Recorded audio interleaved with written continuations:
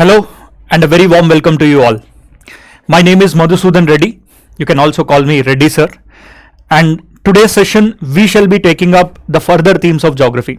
As you all know that this is one such series where instead of reading the books from cover to cover or page to page, rather you are supposed to read a particular subject in a theme wise manner which will give you results in the examination. So it's best to read what is important for the exam rather than simply reading the entire book. So this is one small attempt from our side to give you the best content and quality to you.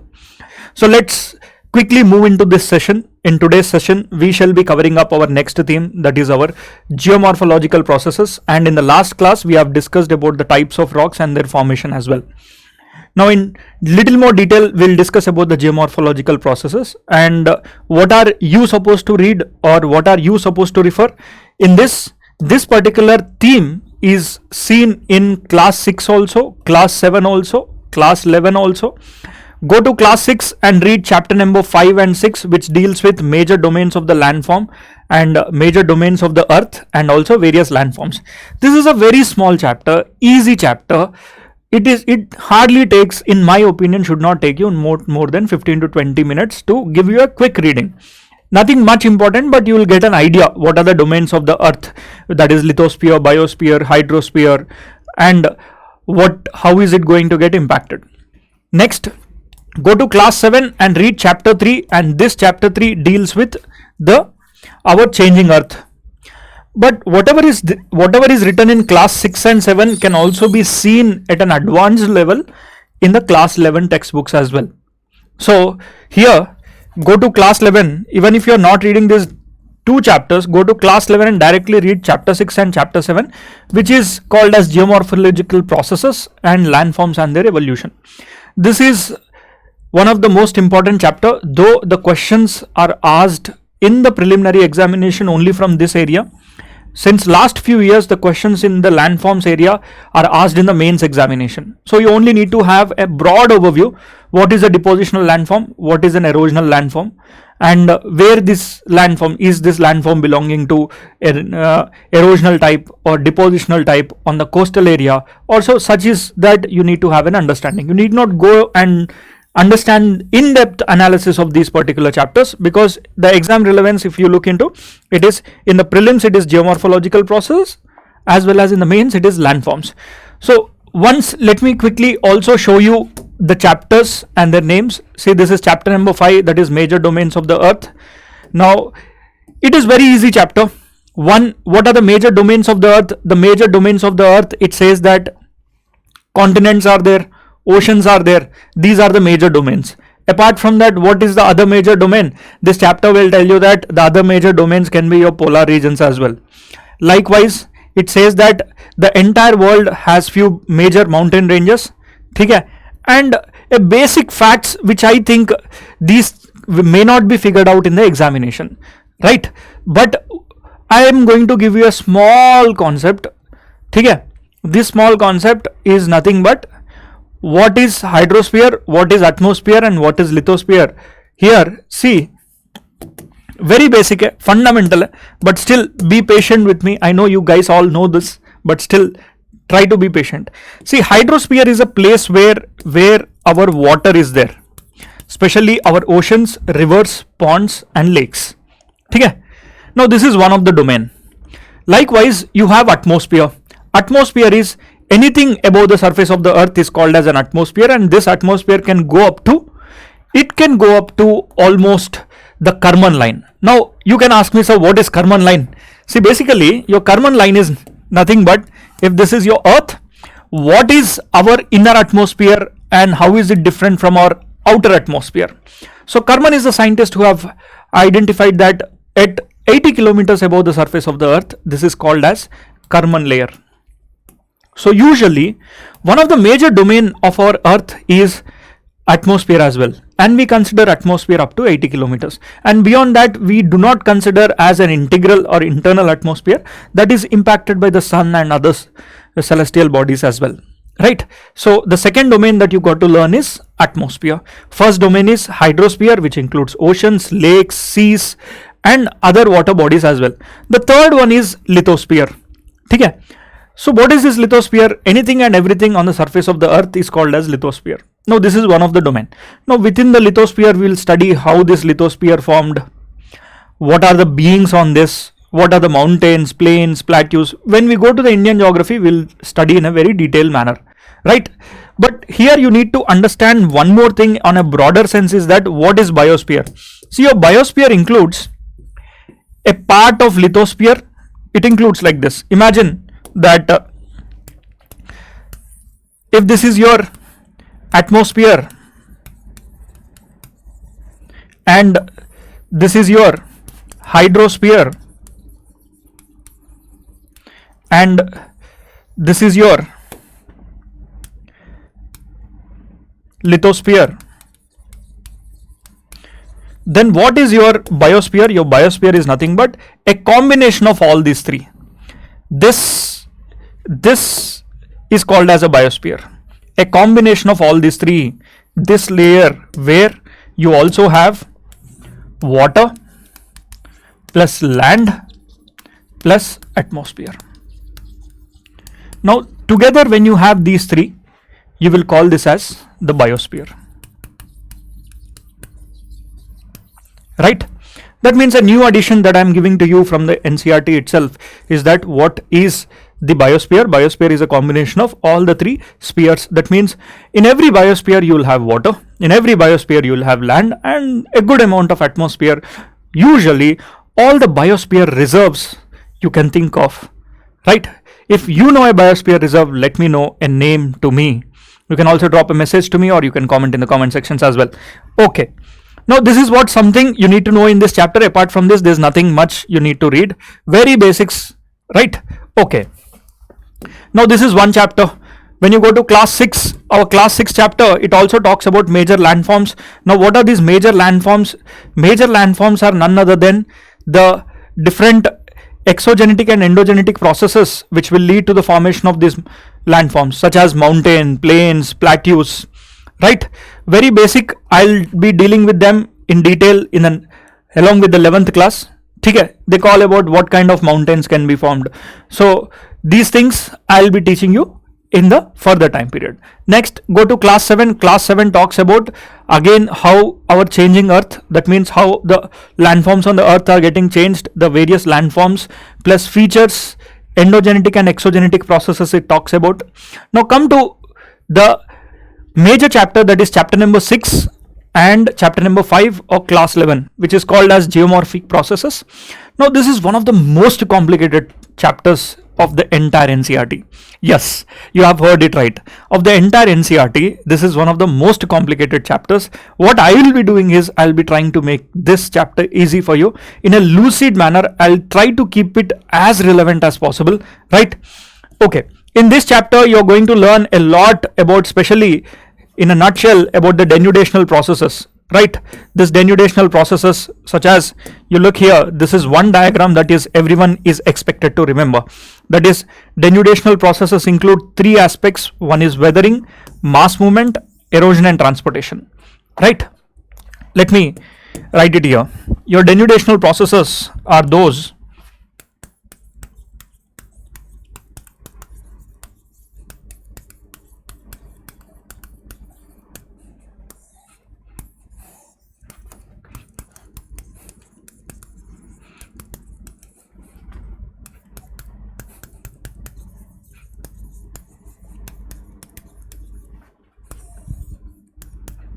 See, NCERT also gives the process as well.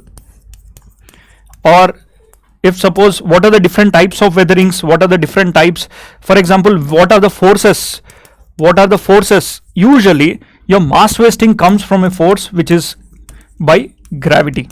Likewise, if you go and look, NCERT also mentions about weathering, mass movement, and the third one is erosion or transportation. Now erosion or transportation, the major force that creates this activity or this denudation processes is kinetic energy. I'll explain all of this, but let me give you an overview.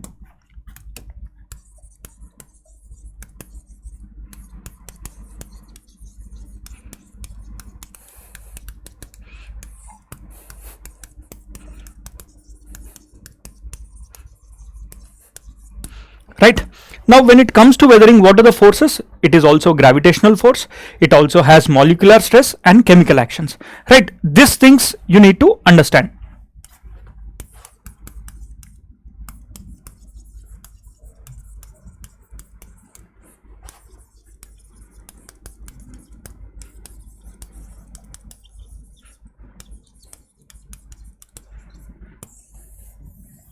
Right?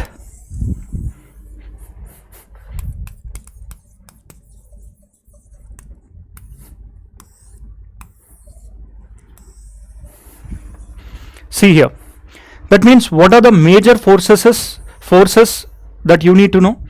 Number one, for weathering, it can be molecular forces, or it can be compressional or tensional, at the same time chemical forces as well, right?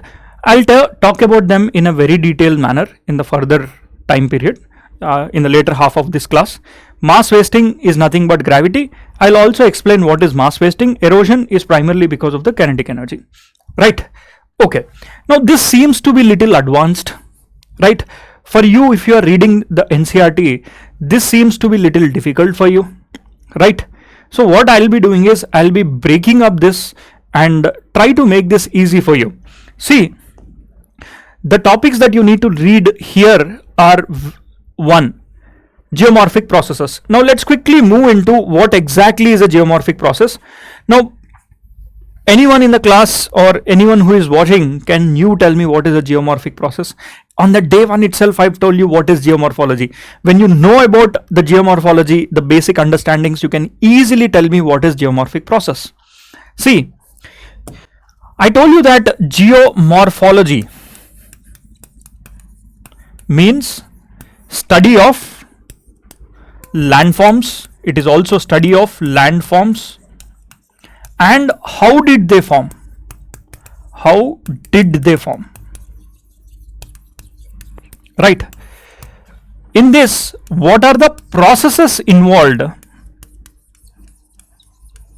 What are the processes involved in the formation? Now, these processes are called as geomorphic processes. For example, if there is a mountain, if there is a plain area, if there is a plateau area, likewise, you might have a valley, right? So, how did a mountain form? How did a plain form? How did a plateau form? That means, what are the processes which are involved in their formation? If you are looking into those processes are nothing but geomorphic processes, right? Now, these geomorphic processes can be of various types. Look here, it can be endogenic or it can be exogenic as well.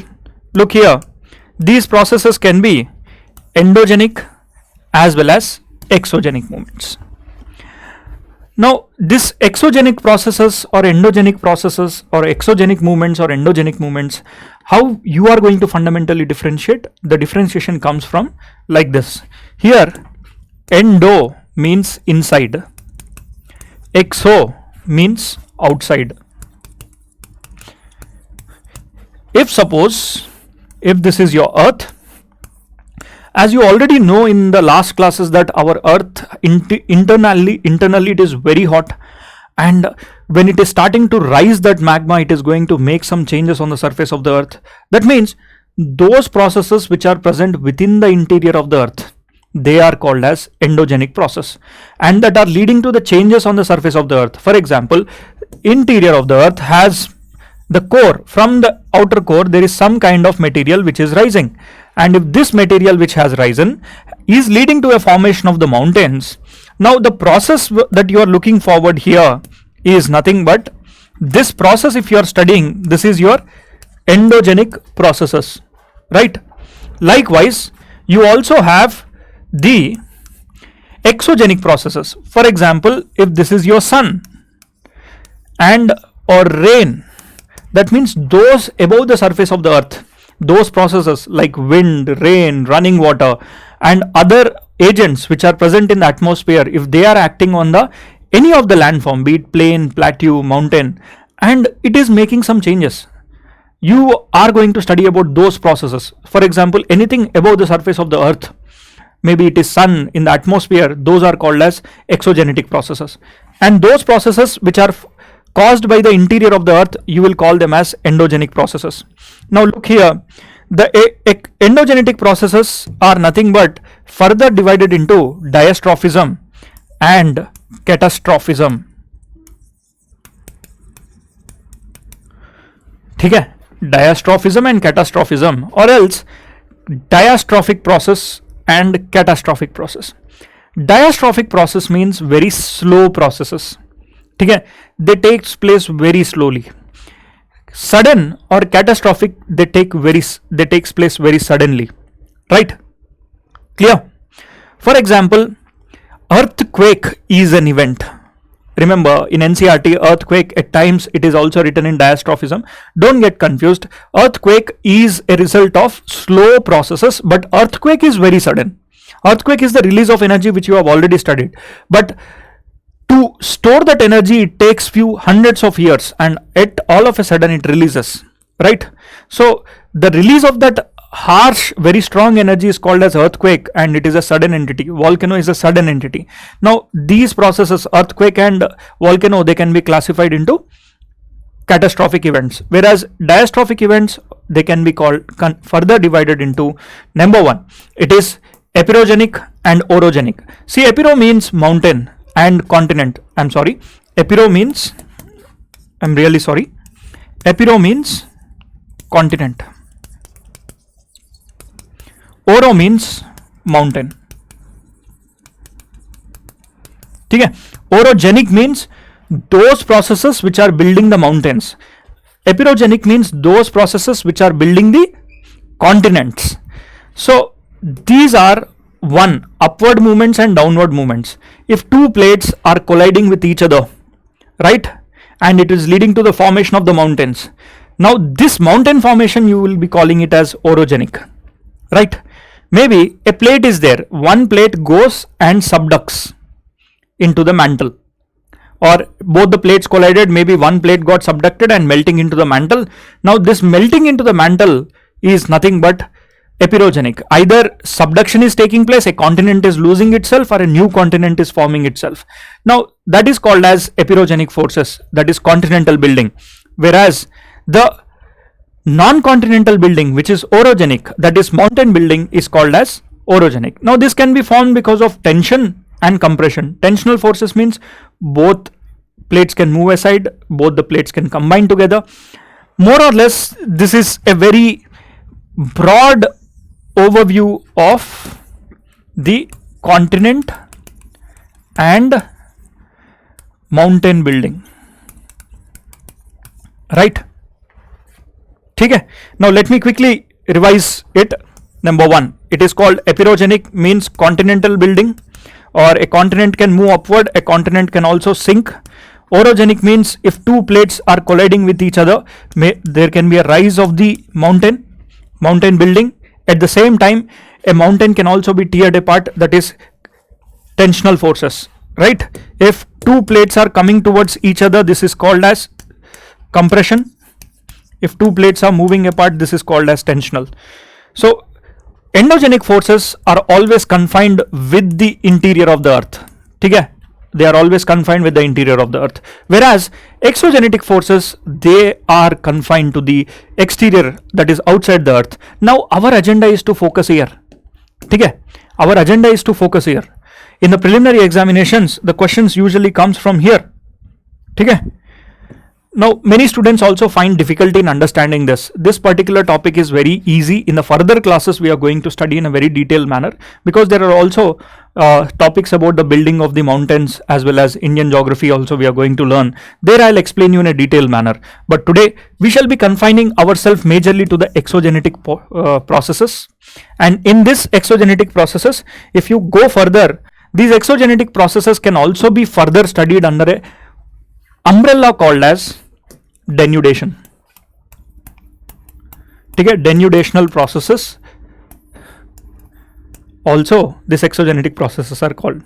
Now your exogenic processes can be further divided on the basis of weathering, mass movement, erosion and deposition, right? It can be further divided into weathering, mass movement, erosion and deposition, right? Now let's quickly look into what is weathering and what are the different types of weathering. See, your weathering, okay, before I tell you what is weathering, can you tell me what is the difference between weathering and erosion?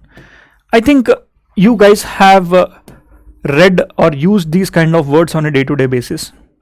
What do you mean by weathering and how is it different from erosion? Are they both the same? No. See, weathering helps to disintegrate the rock. Erosion means it is helping that rock to move from that place to another place, or wearing and tearing of that particular rock is called as weathering. It can be through chemical actions, it can be through physical actions. I'll explain in a detailed manner in the next 15 to 20 odd minutes, but have an overview here. Weathering means it is the disintegration of the rock. It can be because of the harsh sunlight, or it can be because of chemical reactions. Maybe you hit one rock with another rock, the rock will wear and tear. That is called as weathering. Okay? Erosion is you subject that particular rock to a running water or to other agents of exogenic forces. That is called as erosion, right? Okay, look here.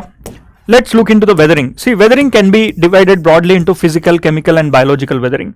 Now, this physical weathering can be further divided into multiple types. Now, each of this, let's look into in a detailed manner. Now, let's look into the weathering. See, weathering can be further divided into one physical weathering, chemical weathering and biological weathering, right?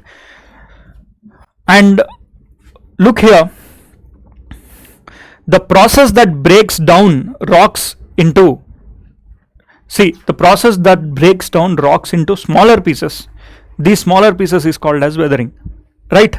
Suppose if there is a big rock, it is breaking into smaller pieces, that is called weathering.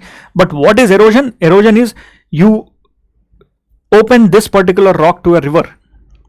That river will come and carry out these materials and it deposits somewhere else. That is called as erosion. Whereas you create a strong wind that can help to move these particular small particles, that is called as erosion. Weathering means it is the disintegration of a particular rock, a disintegration of a particular earth substance, that is called as weathering. I hope now you're clear with this, right? Okay, now come back. First, let me tell you what is chemical weathering and what is physical weathering. I'll step aside so that you guys can have a broad overview on what is chemical weathering. See, the rocks here look very red in color. I hope many of you might have seen these kind of rocks. You go to southern part of India, these rocks are quite common. Now, why is this red in color? The rocks are red in color because this rock is subjected to chemical weathering. It is because this rock might have had iron in it, and that iron is exposed to oxygen. There is a process called oxidation. When you add water and iron, for that you add oxygen, it will undergo oxidation. So because of that, this rock turned into red in color. This is called as chemical weathering. So let's look. Chemical weathering is the process of breaking down the rocks through chemical changes. That means if there is any kind of chemical change that you're going to see in this rock, that is called as chemical weathering, right? Suppose if I go and add salt to these rocks, there will be small pores. Imagine that I'm adding salt to these rocks. Salt will generally try to eat the rock. You know that salt itself is a rock, but salt is reactive in nature. Now that also becomes a chemical weathering, right? So this is called chemical weathering. Now look into what is physical weathering. See, physical weathering means you are going to disintegrate the rock. It is through various means. Once have a broad overview here. Imagine one of the finest example for the physical weathering is that the physical weathering happens when the rock is physically broken into smaller particles. Now this physical weathering can happen when one rock is coming and hitting with another rock. This is called an abrasion.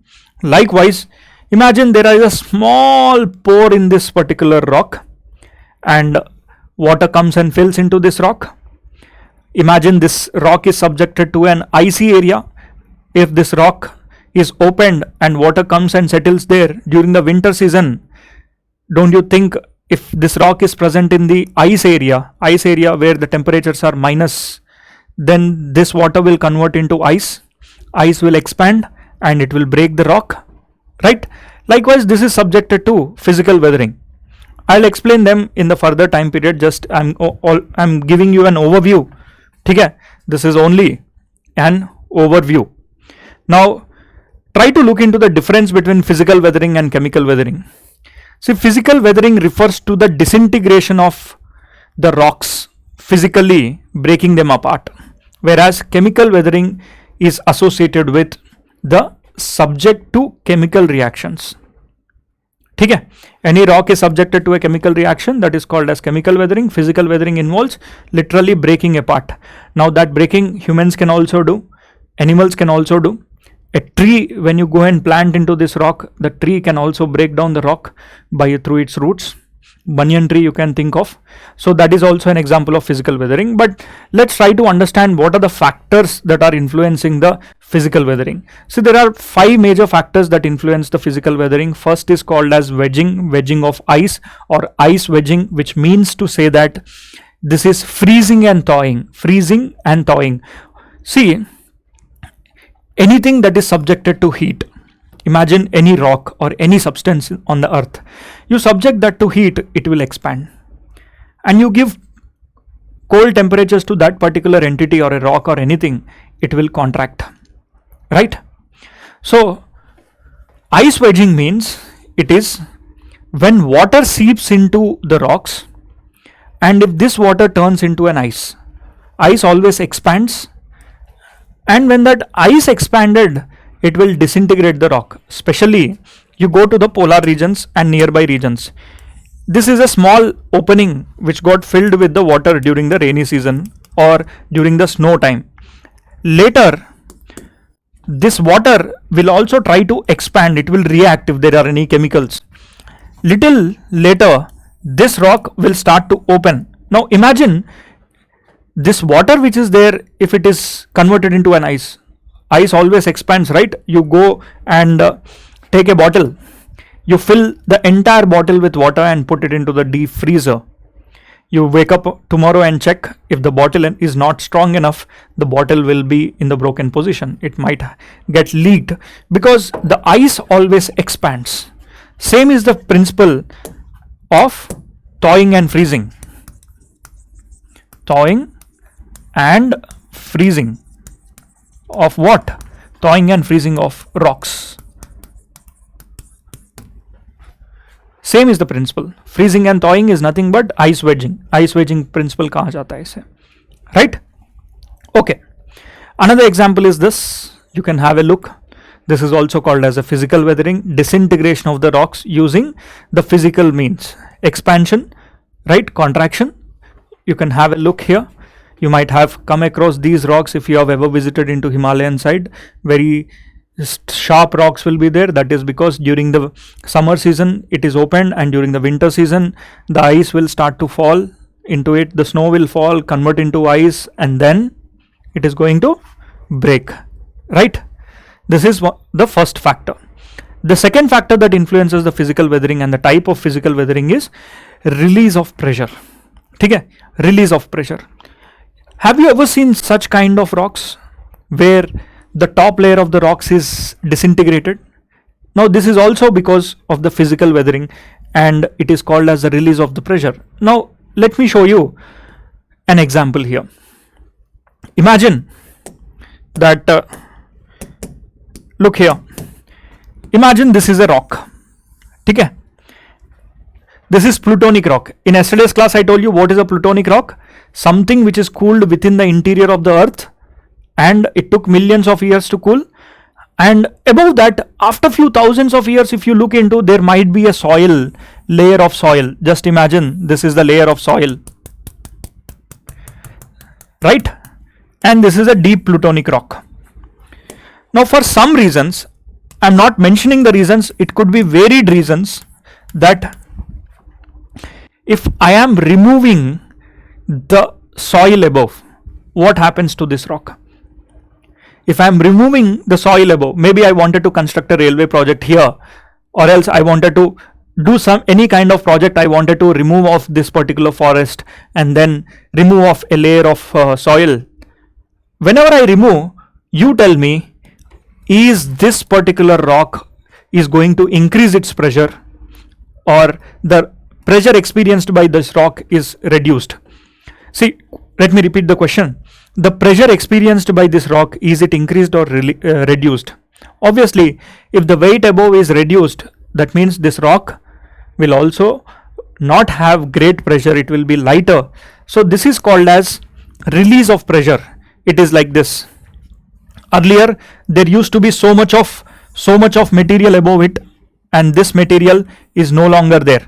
That means I have removed. Now it is subjected to release of pressure, and this rock will slowly start to expand, right? Whenever it starts to expand, the top layer of this particular rocks, they will start to disintegrate. Basically it is releasing its pressure, right? Now this releasing of its pressure is called as exfoliation. Like an onion, when you're going to peel the onion has multiple layers, right? So if you remove a top layer of the rock, likewise each layer is removed. That removing of the layers are called as exfoliation. Now this exfoliation can happen whenever you are releasing the pressure. I hope you got this. Exfoliation means you are going to release the pressure. One of the finest examples of the exfoliation is on any sedimentary rocks, you are going to remove the pressure, then they are going to break themselves. Now this is one of the finest example. Maybe on these rocks there could have been some kind of material in the former time period, but because of some reasons, maybe water has come in, rainfall or erosion, then this got exposed and slowly it will start to break out. Like in peel of onion, it is going to remove itself.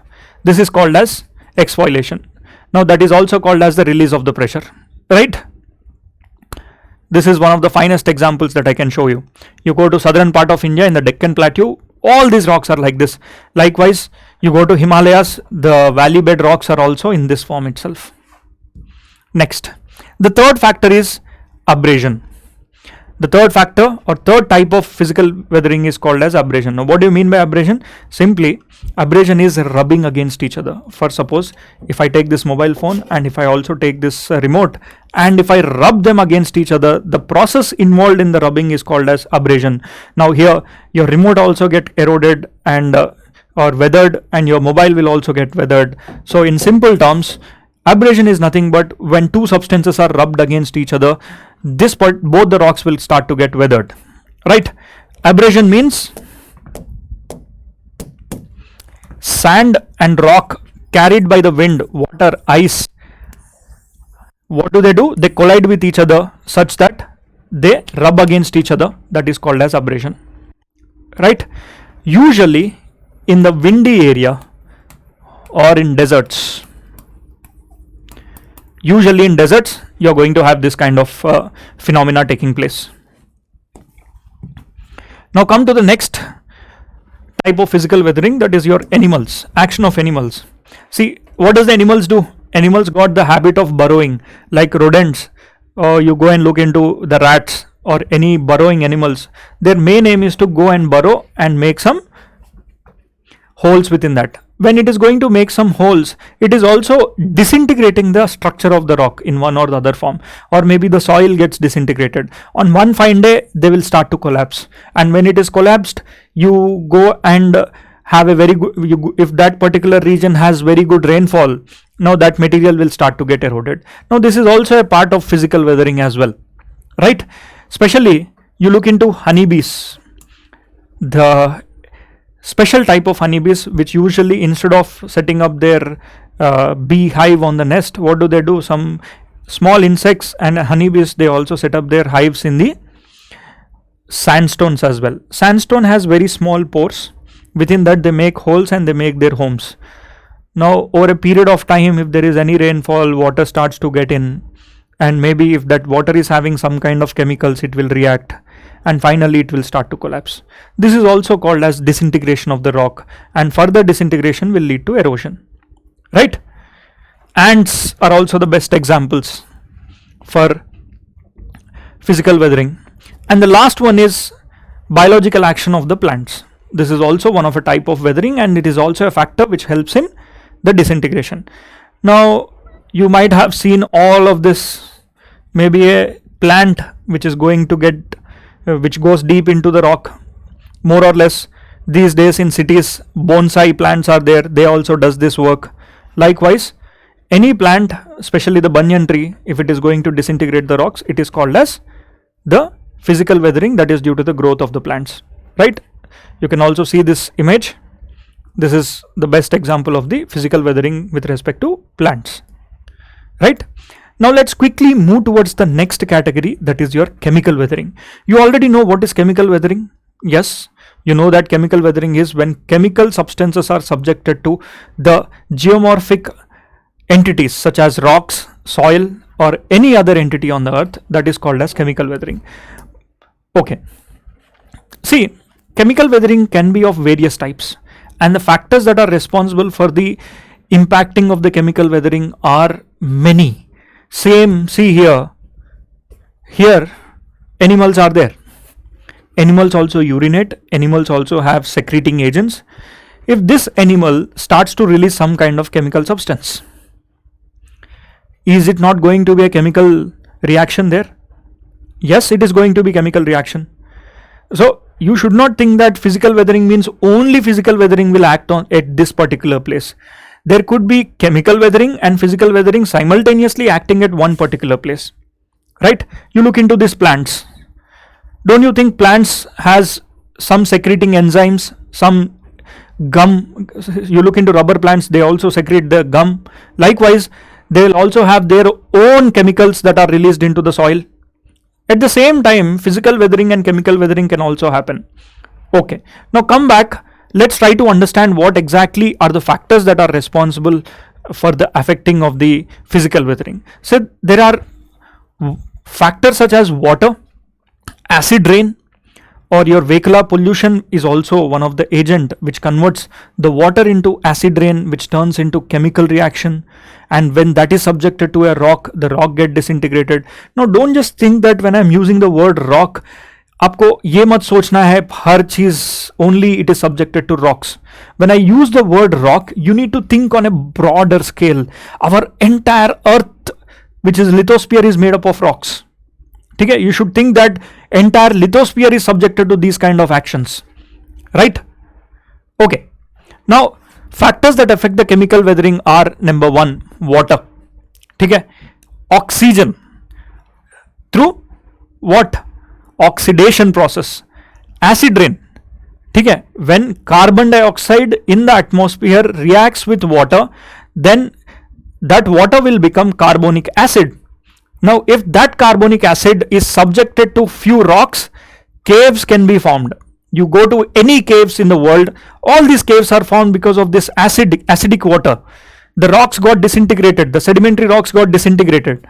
Now, certain living organisms will also impact. Likewise, your carbon dioxide will also impact, right? So, each of this, let us try to study in an independent manner. Your chemical weathering means chemical weathering is the decomposition of the rocks. For example, see, chemical weathering is the decomposition of the rocks. Now, example, you see that as substances such as kaolinite from granite, these type of chemical weathering are follows. See, look here, altered rock substances. For example, what does the sentence tries to tell you is, look here, imagine this is a granitic rock. Your granitic rock, and in yesterday's class itself I told you what is a rock. Rock is a collection of minerals, right? Let's consider this is X mineral, this is Y mineral, this is Z mineral, or else let's consider this as a granitic rock. Now within the granitic rock you have quartz, you have feldspar. Like that, there are multiple minerals. One of the mineral, you see, this, imagine this mineral when it is subjected to water. Okay, subjected to water means it is exposed to water. Maybe through small pores the water started to enter. So what happens is that this particular mineral may be reactive to the water, and this feldspar can convert itself into a clay. ठीक है, ये मिट्टी बन सकता है. That means this rock can also get weathered. So here the sentence which is trying to tell that, for example, it creates altered rock substances. Now what is altered rock substances? Here, instead of this was earlier a rock, now this got converted into soil or clay, right? Altered rock substances, right? This alteration of the rock substances will lead to new kinds of landforms, new kinds of rocks, new kinds of solutions. Okay, now let's try to look into what are the different types of weathering. See, the different types of weathering with respect to chemical weathering is: number one, solution, oxidation, hydrolysis. Hydrolysis is water is breaking down something, that is called as hydrolysis. Carbonation, that means you add carbon and anything acidic, that is called as carbonation. Hydration, right? These are the 5 major processes. Each of this process let's try to study.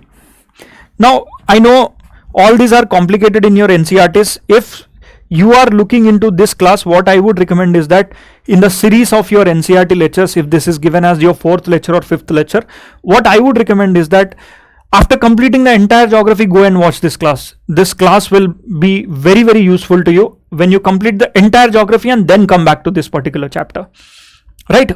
So don't worry if you're watching directly this as the 4th class or 5th class. What you can do is you can skip this class and then come back at the end and again watch this. That will give you more essence and more understanding to you. Okay. Now look into the types of the chemical weathering. Here the types of the chemical weathering can be, it can be due to the reaction of the water, it can be due to the reaction of the oxygen. Rocks can react with acids and rocks can react also with organisms, right? Now our first one, the first one is solution. See, what do you mean by solution? Solution is simply the minerals in the rock get mixed with something else. What is that something else? It could be a water, right? When minerals in this rocks gets mixed with water, if it is getting diluted, that is called as solution. One of the finest example is formation of the caves. See, how are these caves formed? Just imagine that this entire cave was once filled with the same substance. It was a rock. Okay? Just imagine all these were rocks, right? Now these rocks, maybe from somewhere the water entered. Okay? Let's imagine the water entered. After few hundreds of years, the water started to react with the rocks here, and slowly the disintegration of the rocks has taken place. Now those weaker substances or those weaker rocks, they slowly started to erode, and finally today you will get to see the formation of these caves, right? Now this can be because of a solution as well, right? Now same rocks can also have acidic water within it. Now that is also a solution, right? Now the second type of chemical weathering is called as oxidation. See, oxidation means addition of oxygen to any kind of chemical substances, that is called as oxidation. You add oxygen to the chemical substances, that is called as oxidation. Suppose you have a mineral. Let's consider this mineral as an iron. Okay? That means this rock is having iron, right? Ferrous material इसके अंदर है. You add oxygen to it. You add oxygen, right? And pour some water or give subject to the water. This rock will start to react. Usually, this is how the rocks turn into red in color, right? This is also one of the examples of the chemical weathering, and these chemical weatherings, you see, over a period of time will lead to a plain area or a plateau area here. All these rocks will be washed away after some time. There will be soil that is formed, maybe a red soil that can be formed, right? Okay. The third one is hydrolysis. Now what do you mean by hydrolysis? Action of water on the rock minerals. As I already told you that it is the chemical breakdown of a rock substance when combined with water and forms an insoluble what? Precipitate. Insoluble precipitate. I know, again, this sentence is little difficult for you to understand. See, as already explained, just imagine that This is your granite, right? Granitic rock is there. Now within this granitic rock, it can have multiple minerals. Example, you see here, this is mica. Okay, let's consider this part of the rock is having mica mineral. ये है आपका mica. Likewise, this red color area is feldspar, right? And hornblende, this black color is hornblende. That means 2 or 3 minerals are there. Now imagine here you're going to have a rainfall. Not just 1 or 2 years. I'm telling this process could happen every year. For few months there could be rain. The Deccan Plateau is also having this granitic material. Imagine there is good amount of rainfall for near about few thousands of years, right? Continuous mean season wise it is going to be there. Now when this rain water comes and mixes with this feldspar material, okay? So this feldspar is going to melt or it is subjected to water. Instead of being as a rock, what does it do is it will slowly start to convert itself into clay, right? Clay, or else this feldspar mineral will slowly start to precipitate down. Precipitate down means it will slowly move out of the rock and finally it will convert itself into a clay. Now like this, there are many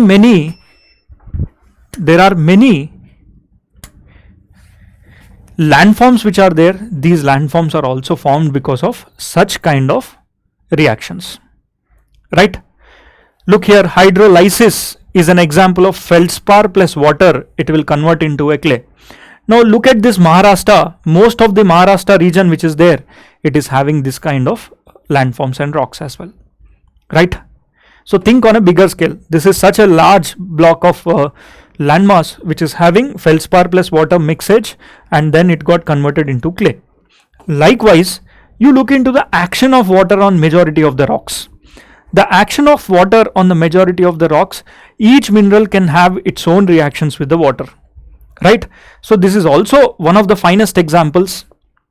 I will also be giving you this particular slides to you. So please open that PDF while you are watching this. On the forehand itself you will be having them.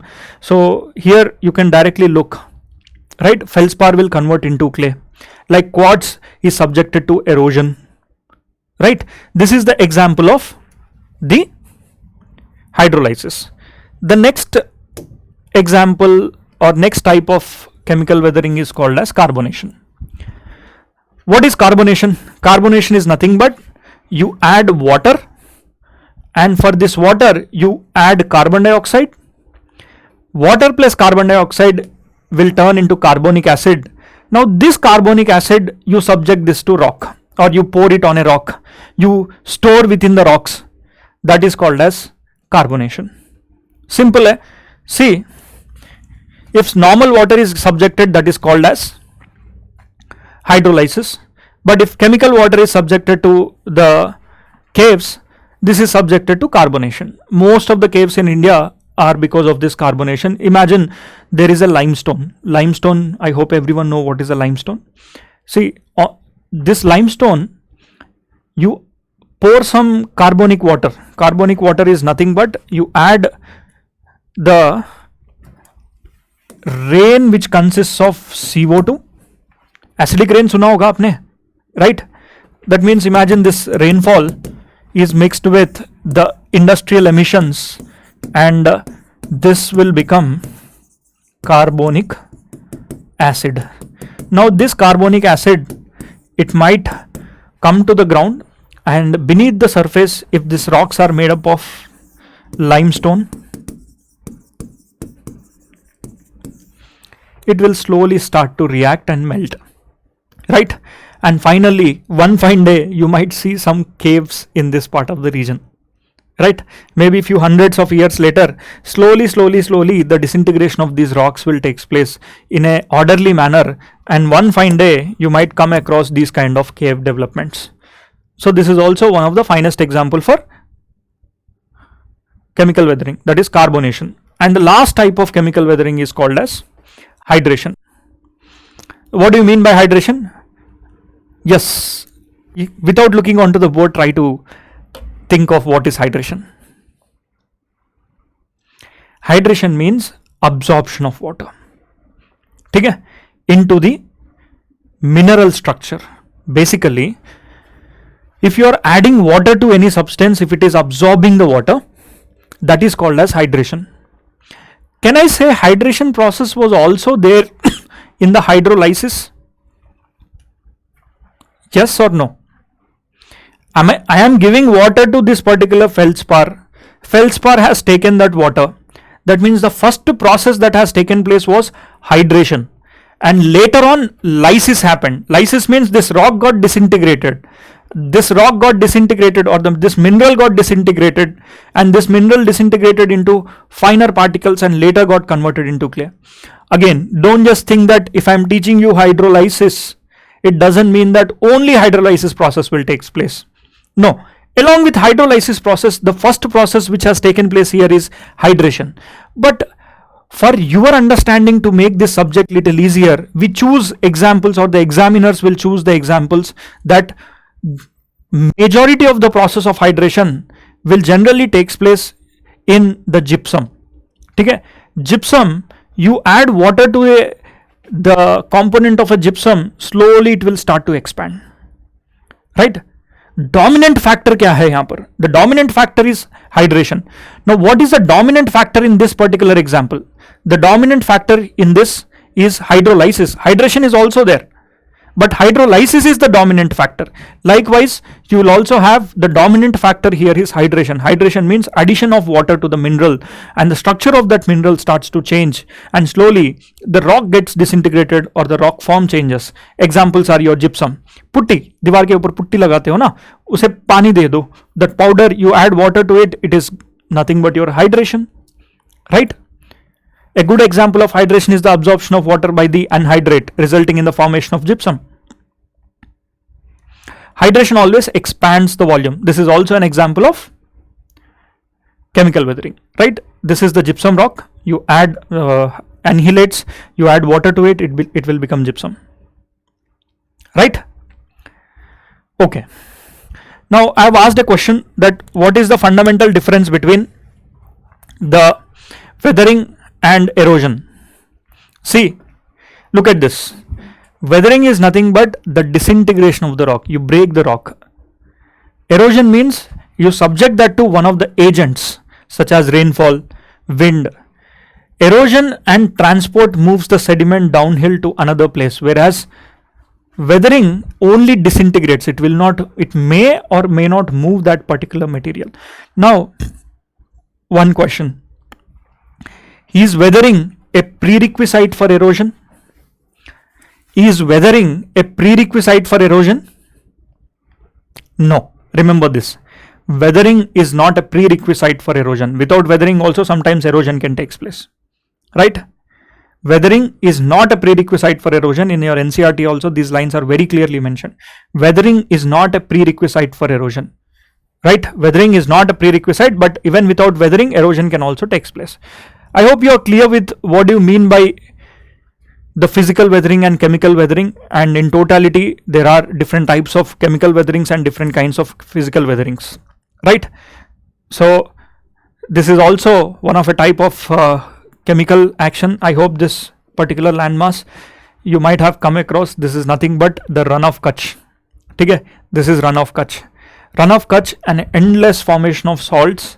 Here also what do you see is a process called capillary action, which you can also add it to the chemical weathering or physical weathering process, majorly chemical weathering process. What happens here is that during the times of summer, the evaporation is so strong here, right?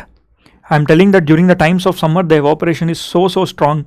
So usually, if the evaporation is very strong, all the material which is present in the ground, it will start to evaporate, right? And if this area is full of saltiness, saline, maybe desertified area, the salt will start to come up.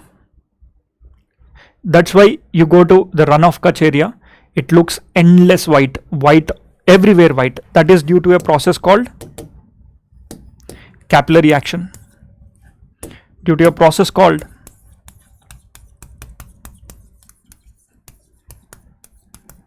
capillary action. So what do you mean by capillary action? If evaporation is greater than precipitation, ठीक है? If evaporation is more than precipitation, that means rainfall is less but evaporation is more. In such a case, all the minerals which are present in the soil, imagine this is the layers of the soil. This is a desert soil, just imagine, where it is having so many salts, saline area.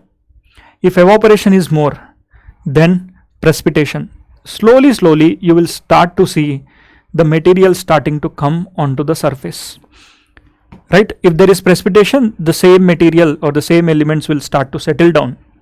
But you go to runoff catch area, there is a process that takes place which is called as capillary action, which means the elements or minerals which are present in the bottom of the soil layer, they will slowly start to come above, and because of that this area is completely filled with salts in a particular season, and this looks like a white desert, and this looks like a white desert. This is your runoff catch, right? And as soon as the summer comes, the salt gets melted off, and just after the summer you will see the entire salt is again coming up, right? That is called runoff catch. Now coming to the next concept of our geomorphological processes, that is mass wasting. See, within this mass wasting you need to understand there are different types of mass wastings, but before that let's try to define what do you mean by mass wasting. See, mass wasting means a large scale of earth which is moving away from that particular region under various circumstances. See, mass wasting also called as mass movement, which involves the downward movement or downslope movement of loose weathered material in bulk or individually under the influence of gravity. In simple terms, if I have to tell you, mass wasting means there is a material which is present in the higher regions, it is moving down. Now this mass wasting can be fast moving and it can be slow moving. An example of fast moving can be a landslide, rockfall. A slow moving can be solifluction, soil creeping, right? So let's quickly look into what are the different types of mass movements. Okay. Within the mass movements, there can be debris, there can be mud, or there can be earth that can move. Okay. That can move from higher regions to lower regions. But what is the force that is responsible for the movement of these materials? It is nothing but gravity. It is gravity which will help to move. Next, there can be rocks which can be falling down, right? That is called as rock fall, debris fall, mud fall, earth fall. Likewise, the debris, see, these are the substances. Debris can be substances, mud can be a substance, earth can be a substance. Debris can fall also, debris can slide also, debris can flow also if there is water. If there is no water, it will fall. Mud can fall, mud can slide, mud can also flow if there is water. Flow always happens whenever there is water availability is there. If there is no water availability, then it will fall. Slide, little drier side and little wetter side, then you will have slides. So here you need to know what are the different types of mass wasting and what are the materials that are involved. The material that is involved is either it could be a rock, it could be a debris. Debris is collection of rocks. Mud, you know what is mud, and a part of earth, right? So all of this we'll try to understand in a detailed manner, right? First, let's try to understand what do you mean by creep. Okay? And before that, let me show you what are the different types of mass movements. See, look here. These are the different types of mass movements. Very easy, it's just that you need to know the definitions of these particular names. For example, solifluction is there. Solifluction, where does it happen? It happens in the polar regions, near to the regions where ice is present. The top layer is full of ice, and beneath the top layer there could be some muddy soil. Now the top layer is intact, but the bottom layer is moving downward under the influence of gravity. That means this top layer is the same. Beneath the top layer there is another layer that is trying to slide. So top layer is made up of ice and the bottom layer is slowly sliding down. That you will call it as solifluction. Right? Soil creeping means, here the word creep is used. Look here, I'll tell you what is creep. Likewise, you see, scrap is used. How is scrap different from creep? Next, volcano is there. Volcano also can lead to lahar and mud flow. Here, hot material, if it is mixed with soil, that is called as lahar. Hot magma mixed with soil is called as lahar. Likewise, debris flow. Debris means it is not just rocks, it can also be your forest, wood, animals, any other substances, that is called as debris. It can flow, it can fall, it can slide, it can creep. Here you need to know the definitions of what is creep, what is slide, what is fall. When does it happen? Fall always happens whenever there is no moisture, right? Except for waterfall, right? And the steepness is so high. Look at rock. Rocks can slide, rock can fall, and if the ice falls along with the rock, that is called as an avalanche. Avalanche happens in an area where you have glaciers or snow. So all this you need to know about the mass movement, right? While you are reading your textbooks, it will be little difficult, so that's why we have bought these images. Whenever you are reading those, what you should do is you should simply open these diagrams and watch to understand, right? So first let's try to understand what do you mean by creep. See, creep means it is a slow, imperceptible downhill movement. It is a slow movement. Creep is always slow, right? Not just creep. Along with the creep, it is the solifluction is also a slow movement, right? Earth flow is also a slow movement. Rapid movements are rockfall. Your rockfall is very rapid. This is called as fast movement. Likewise, you will also have the debris and mud flows. These can also be fast and slow, both depends. Now one by one we'll look into creep. See, it is a slow imperceptible movement of the rock or any of the soil layers, and here the soil creeps, heave, and rock can creep, talus can creep, okay, coarser material. Next is evidences of creeping include slowly the slope. For example, if there is a mountain, what does the mountain do? The angle of the mountain can change. It is an indication. Dhire dhire, some part of the rocks which are there, they will be sliding in the early stages. It is an indication that if suppose you have layers, you will have these kind of formations, like folding formations you can see. This is an indication that the soil is creeping. So you are not supposed to stay here. In 2024, what happened is that in spite of the soil was creeping since last few months, people were not moving out from the Kerala. One fine day, there is a river. That river started to move faster, and the land slided, soil creeped, as well as mud flow. Everything took place there, and people lost their lives. So our environment already gives certain signals in the beginning itself. You have to take that signals little seriously. Creeping always happens in the initial stages. You have to take that creeping little seriously, but people do not take. Whenever there was creeping, you go and build a rocks to it, and you do not want that material to flow downward. Rather, you try to stop it, but you cannot stop such a large movements of the earth. Mass movements you cannot stop. Maybe you can prevent for some time period, but at one or the other day it will fall, right? Especially in Himalayas, no matter whatever you do, you go for any kind of large scale developments, one fine day you will have this kind of situations. That is, either landslides will happen, rock falls will happen, debris flow will take place. Now come to the next concept, that is solifluction. What is solifluction? Solifluction means, look here.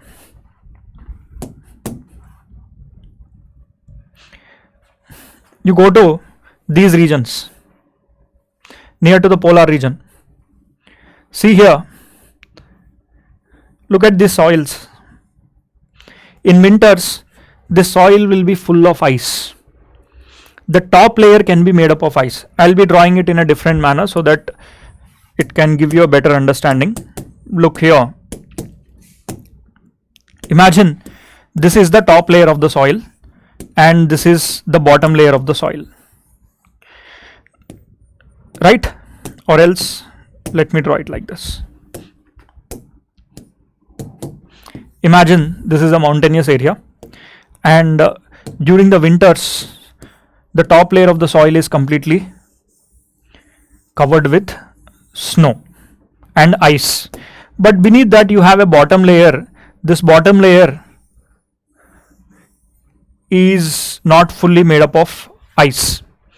So just imagine that this particular layer, see here, this particular layer, for some reasons, it slowly started to slide downward. What happens to the top layer? Will the top layer will also slide down? Yes, top layer might be moving little slower, but the bottom layer, imagine that it is moving at a faster rate. Now, if such a kind of phenomena is taking place in the nearby polar regions or in the high altitudes of Himalayas, this is called as solifluction. So solifluction, the bottom layer as it moves down, the top layer will also move little down, but the top layer will move little slowly. The bottom layer movements will be little faster. This is called as solifluction, usually taking place in the icy areas. Now let's look into the definition of this. What do you mean by solifluction? Solifluction is a type of earth flow found in periglacial regions. Periglacial regions means those regions which are not fully glacial but periglacial. There might be glaciers seasonally. Regions underlain by permafrost. Permafrost means permanently frozen region of the top layer of the soil, right? Or periglacial region, maybe seasonally it might be made up of snow and non-seasonally you will not get to see the snow, right? So during the summer, the surface layer of the permafrost melts, creating water saturated layer that becomes mobile. That means during the summer, what happens is that this top layer, water will percolate downward and the water will not get evaporated in this region, and next winter this layer will get frozen. Okay? And slowly this layer will start to move down. This is what is solifluction, right? Next, earth flow or slump. What do you mean by earth flow or slump? If you have moisture, you add moisture, okay, to your soil, it will start to slump. Little amount of moisture need to be there. If too much of moisture is there, it will flow, right? You need to have little amount of moisture. Now, little amount of moisture, sometimes your earth will move as blocks. Look here, if the earth is moving as blocks, suppose this is one block, okay, this is one block. Now this is another block, right?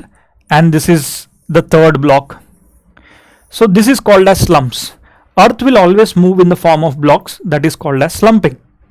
First this layer slumps, second layer slumping, third layer slumping.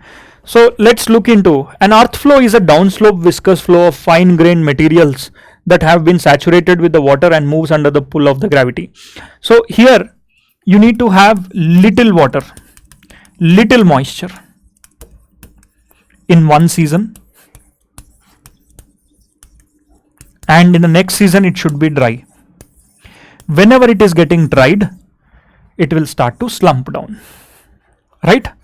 That means water should be there in one season, and in the second season, such as during the rainy season, there is some water, but as soon as the summer comes up, the water is dried.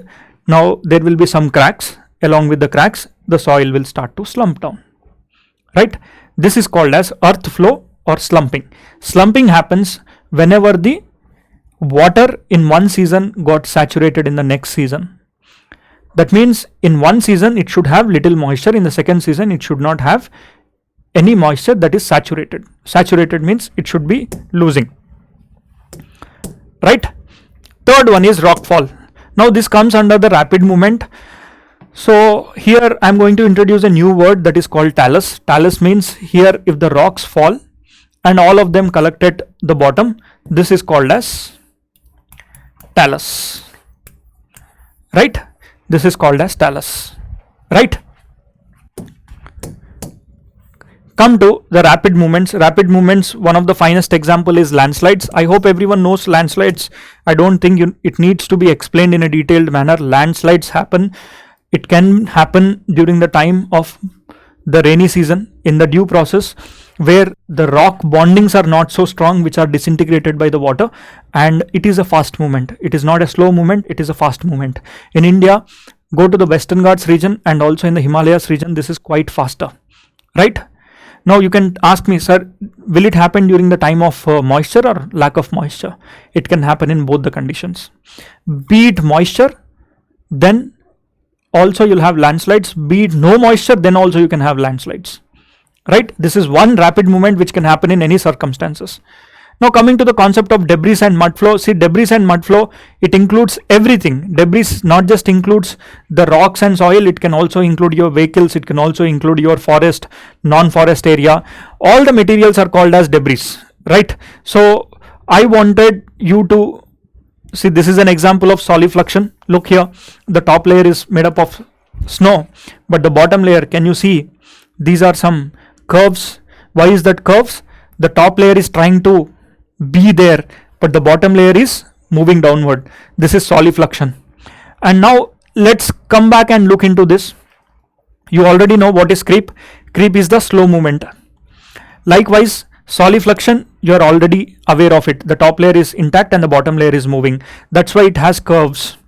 Next, head scrap. Head scrap is also called as the creep. Creep, which is slumping down, slumpings. See, head scrap is also nothing but slump. Okay, where one season it should be dry and other season it should be wet. During the dry season it is going to slump in the blocks of the earth. Come to the next, lahar. Lahar means, I already told you, lahar is nothing but it is the fast flowing volcanic material. When it is mixed with mud, that is called as lahar. Very hot it will be. It will be very, very hot. Debris flow, it can be anything. You go to landslide region, you will have debris flow. You go to avalanche, you can have debris flow. Avalanches, it is happening in the higher regions of the mountains. And lastly, rock slides. Whenever you have moisture less, the rocks will start to slide and it will start to fall. It will start to form talus, TALLUS, which you have seen. Right? Now these are some of the mass movements that you are supposed to know.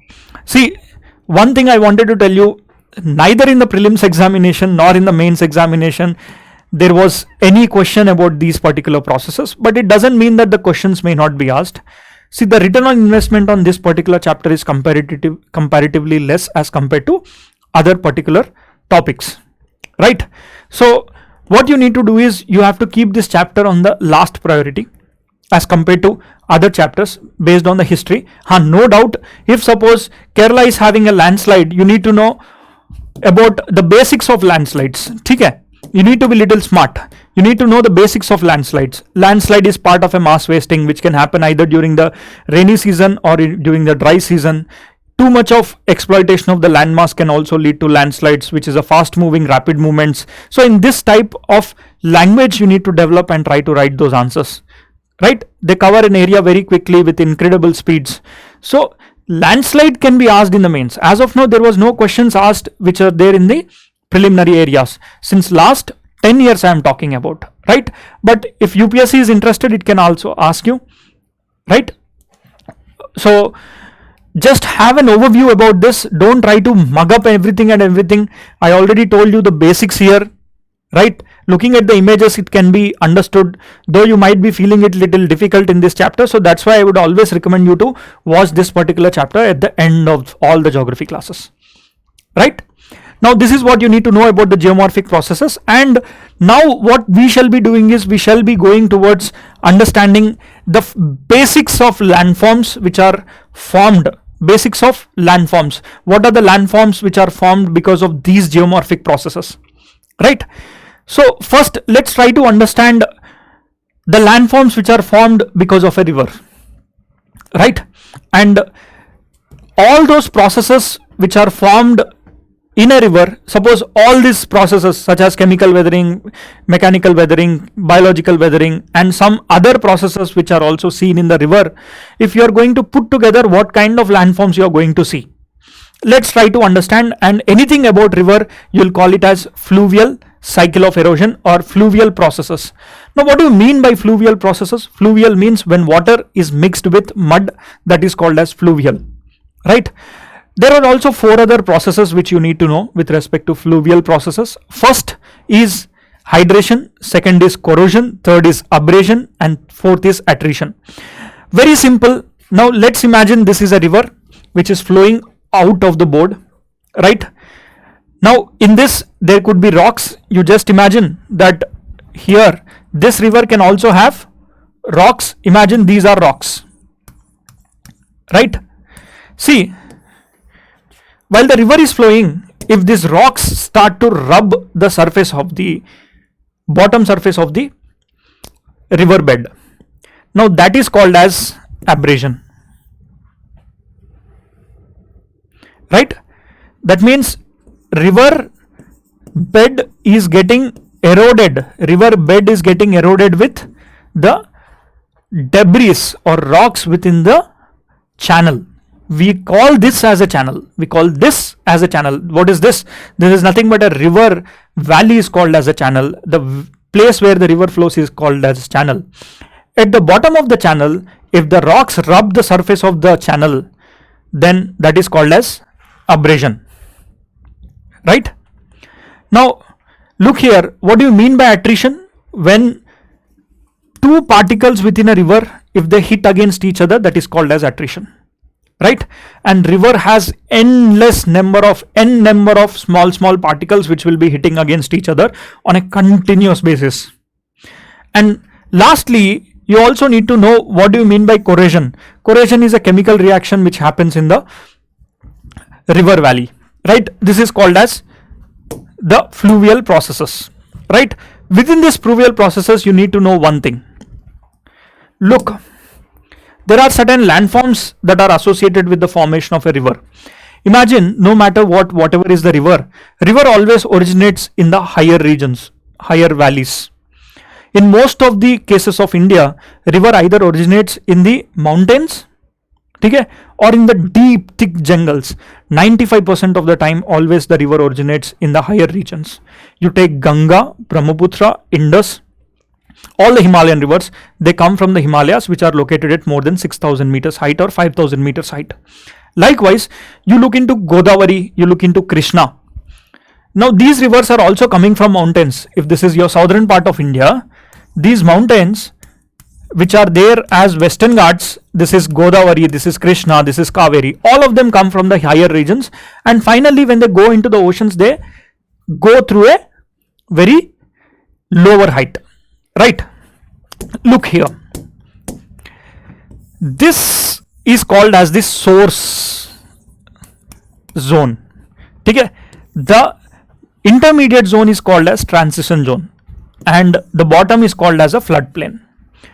So here there are some processes that are taking place. Here the erosion is more. Erosion in the higher regions is more. Here erosion plus deposition will also take place. Now here only deposition takes place. Right? Now this is the cycle. That means every river undergoes through a process of 1. erosion, dominantly erosion in the higher regions. And then when it comes to the floodplains means the river gets widened. Look here, the river goes through these processes. Imagine the river is in the youth stage. Youth stage means the river is in the source zone. In this, the valley will be deeper. This is at the source zone, right, in the upper regions. Whereas if you come to the floodplains area, or if the river is getting little older or matured river, the shape of the valley will be like this, right? Now imagine the river became older means which is coming near to the sea.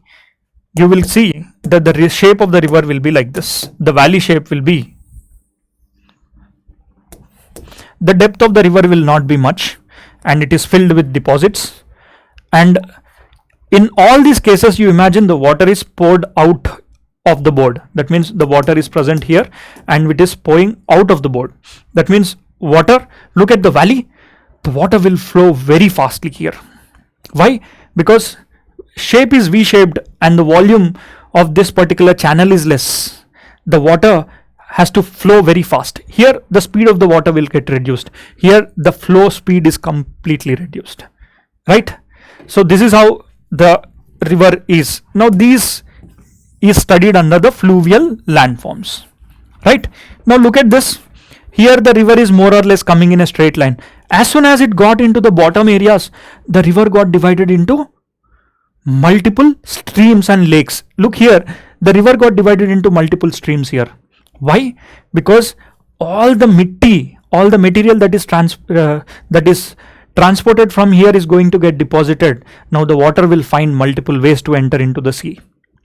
During this process, you see this river, look at this, it is meandering here. Now it meanders, right? During the meandering process, if there is flood season, just imagine there is a flood season. In the flood season, the flow of the water will be faster.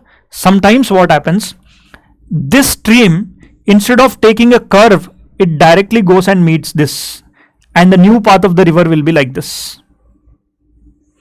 This is the new path of the river. But what about the river water which was present earlier here? I told you during the flood season, instead of taking a curve, it will directly go. The water which was left behind, this is called as a lake, and the name of this lake is given as, it is called as Oxbow Lake. So Oxbow lakes are generally seen in the floodplains, okay, in the older stages. You go to Bihar has Oxbow lakes. That means, look at this, the original stream, look at this stream.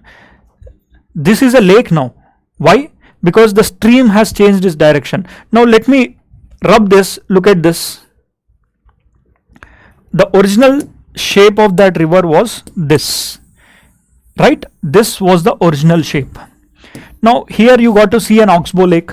But how did this Oxbow lake form? This Oxbow lake formed because during the time of floody seasons, instead of the river taking meanderings, the river sometimes will change the course, and this is how the river might flow.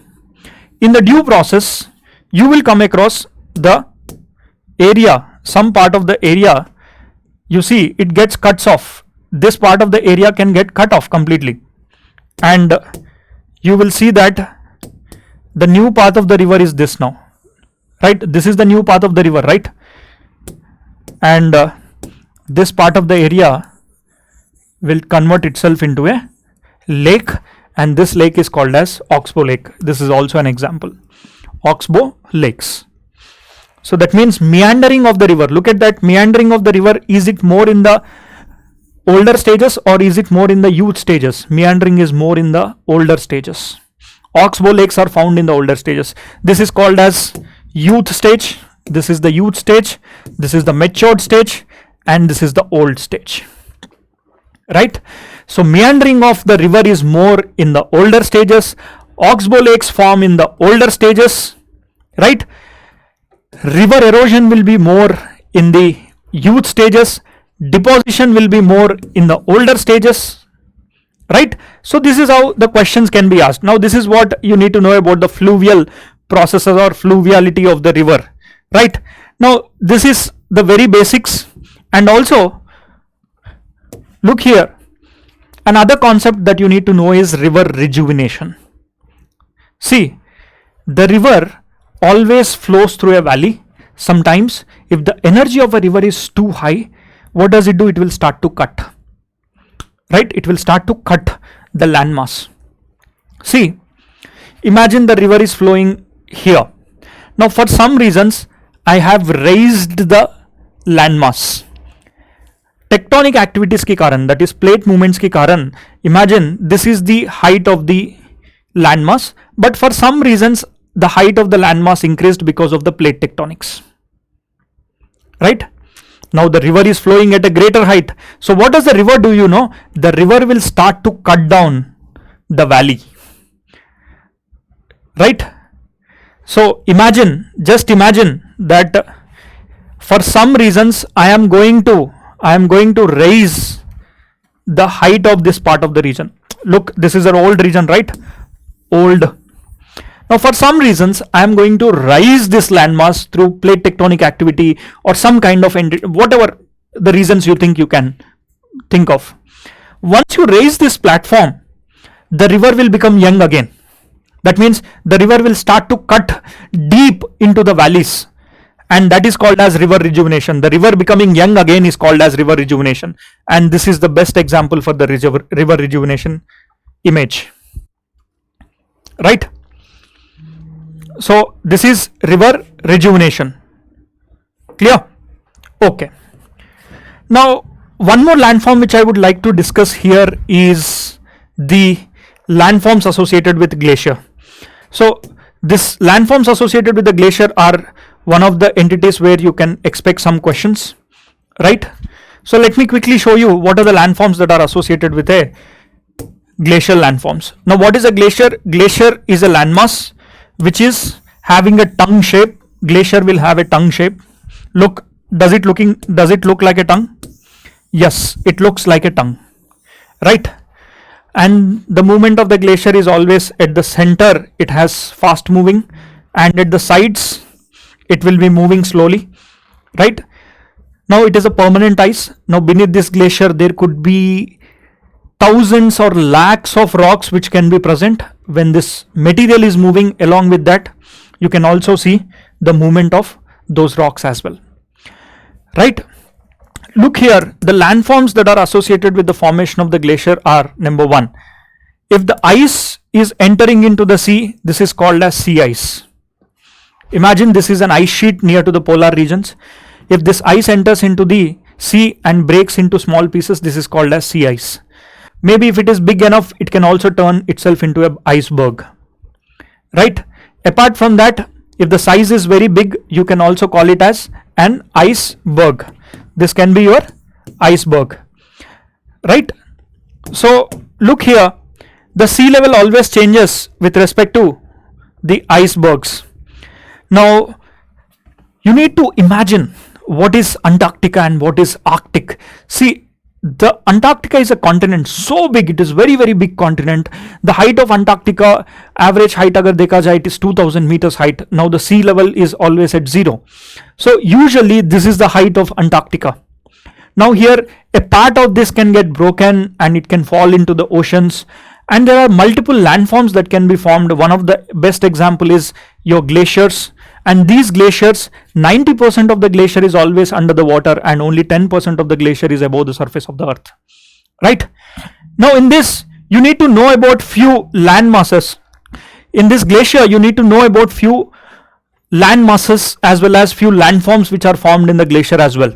So here what I'll be doing is I'll be showing you what are the landforms that can be formed in the glaciers. So give me a minute or so, I'll show you the major landforms that are formed. The first major landform that you need to know is the ARTA. Okay, it is called as ARTA, A-R-T-A. See here, let's try to imagine this. Imagine this is a mountain in the glacier region, right? In your NCERT, these are the diagrams that are given here. let me show you quickly. These diagrams are given in your NCERT, right? See, this is called as a horn. This is horn, this is Erte, right? Here you have Erte, here you have cirque, and then truncated spur. Likewise, you also have hanging valley, outwash plain, and then terminal moraine. These are very easy landforms. Let me try to show you what exactly are they. See, you go to any glaciated area, okay? Look here, this is a glaciated area, right? Now what is an Erte? A-R-E-T-A. Erte is nothing but, if this is a mountain, look here, can you watch this ridge, these ridges are called as Ertes, okay? These ridges are called as Ertes. So one of the finest Erte that I can show you here is, look at this mountain. What is an Erte? Erte is the ridge of a mountain is called as an Erte. Or else, look at this mountain. This is called as an Erte, which divides the mountain onto the right side and the mountain onto the left side, right? The ridge of a glacier is called as an Erte, right? You're clear with this? Next, usually if the glaciers are moving downward, okay, look here, imagine that once you had the glacier here and for some reasons the glacier started to move towards the slope side, right? And while it is moving, look at this mountain. Imagine this is a mountain. Glacier always moves in one direction, right? Imagine this is how the glacier moves. And I already told you, if this is the mountain, just imagine this is the mountain, the glacier is moving in this direction, right? If suppose there are some rocks here, there are some rocks, right? These rocks are also covered by the glacier. It is full of ice, and think of that this ice is moving in this direction, in the forward direction. Don't you think this mountain will get eroded? Yes, this mountain can get eroded. Now this mountain, when it gets eroded, it is given some kind of names. Now what are these names? Very easy to remember. See, this is the mountain or this is the rock, right?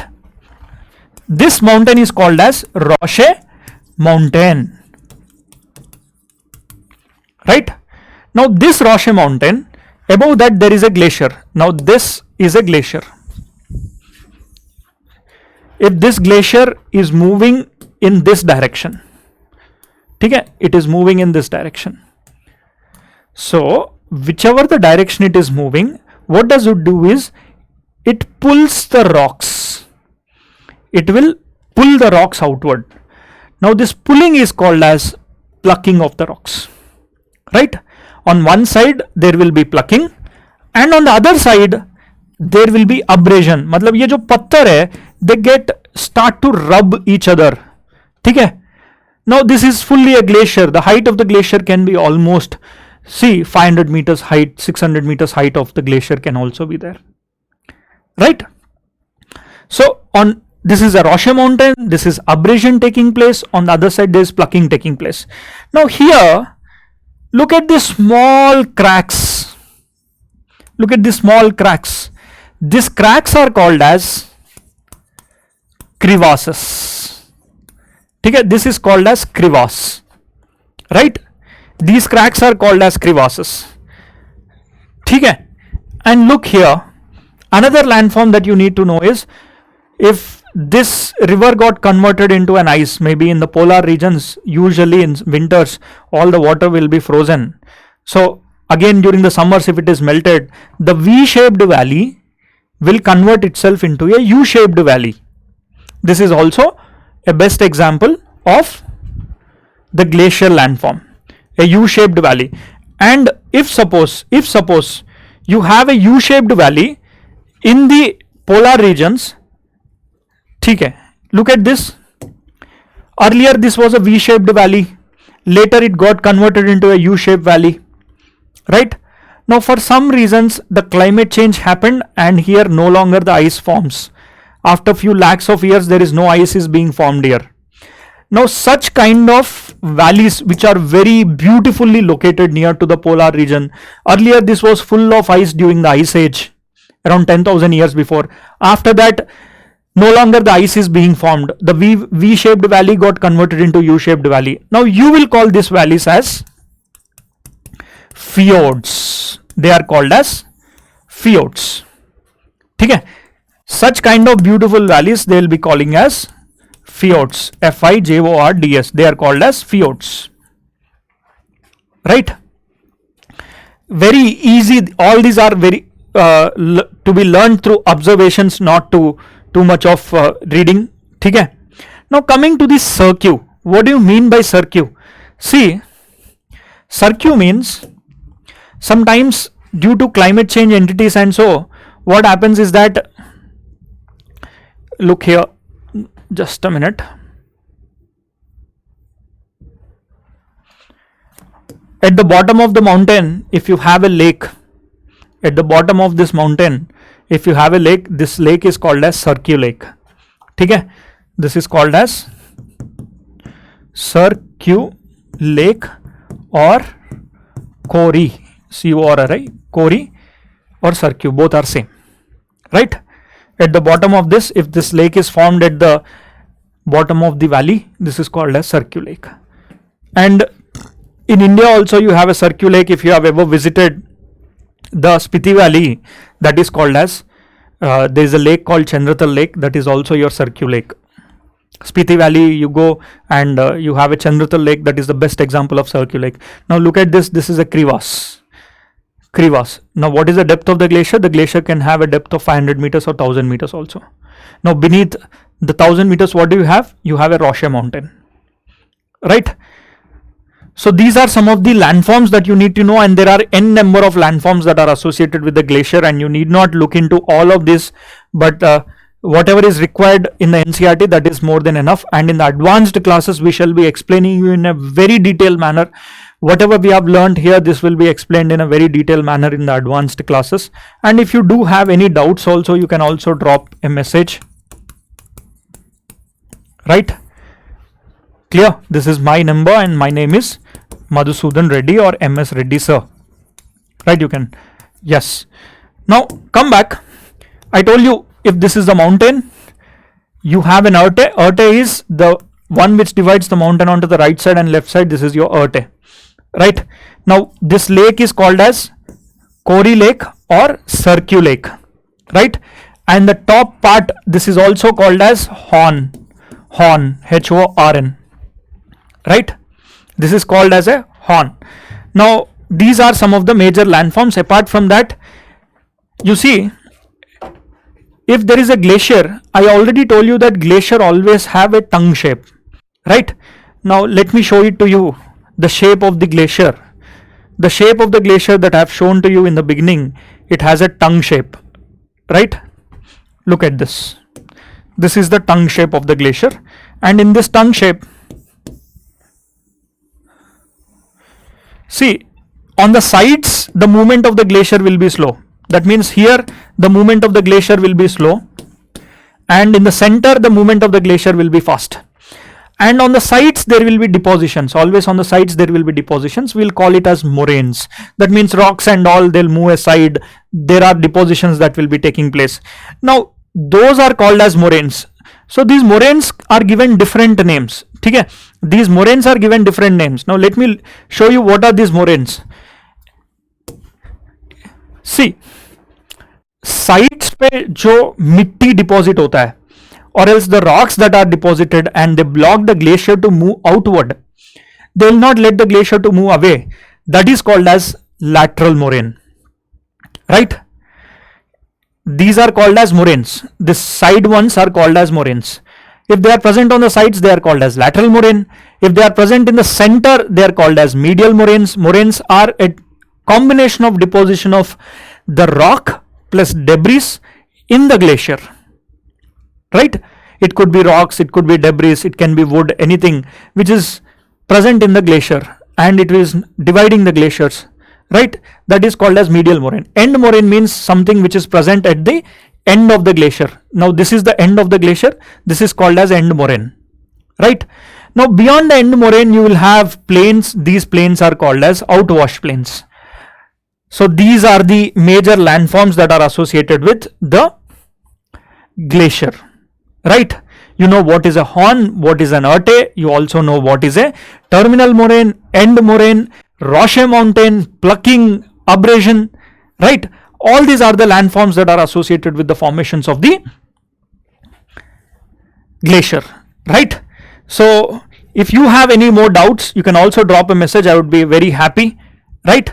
See, lastly, one landform that I wanted to tell you, if suppose this entire glacier which was imagine this is moving in this direction, the direction in which it is moving, it is plucking, and the direction where the uphill side it is having abrasion. Imagine the entire glacier got melted. There is no more glacier present after few thousands of years. Climate change happened. Then the end product which is having like an egg. See, look at this. On one side it is having a gentle slope. On the other side it is having a steep slope. This is a steep slope. And look at this gentle slope. This is gentle and this is steep. It looks like a dome, right? It looks like a dome. It looks like a dome. Now this is called as a drumlin, right? And if you have hundreds of drumlins placed at one particular place and you look from the space, ये ऐसा दिखता है, अंडे की तरह दिखता है. It looks like an egg, and this is called as basket of egg topography. This is called as the basket of egg topography, right? The basket of egg topography is also where you have hundreds and hundreds of drumlins which when looked from the space they look like this. This is the drumlin, okay? This is a drumlin. Drumlin, if you have, this is also a drumlin. Look at this. This is a drumlin. Now like that, if you have hundreds of drumlins placed here, ये अंडे की तरह दिखता है from the space, you will call this particular topography as basket of egg topography, right? So drumlins, you should imagine the drumlins to be an areas where once there was a glacier and the glacier got eroded completely, right? So imagine there could be small mountains. You just need not think about only one big mountain. There could be hundreds of mountains which are having glaciers. Now in the due process there could be hundreds of drumlins, right? So these are the major landforms that are associated with the glaciated landforms, and in the advanced classes you will be taught in a very detailed manner about these particular landforms, so don't worry. And if you have any doubts, you can also drop a message to me, and I shall also be sharing this particular PDF to you as well. Thank you, and in the next class we shall be dealing with more topics. And this is a humble attempt from my side to make this particular subject easy for you in a lucid manner. And if you do like it, let me know it as well. Thank you. And if you do want anything more, you can also drop a message. I will be very happy to improve on this and give you the best quality wherever required. Thank you. And I shall be seeing you in the further classes. Thank you.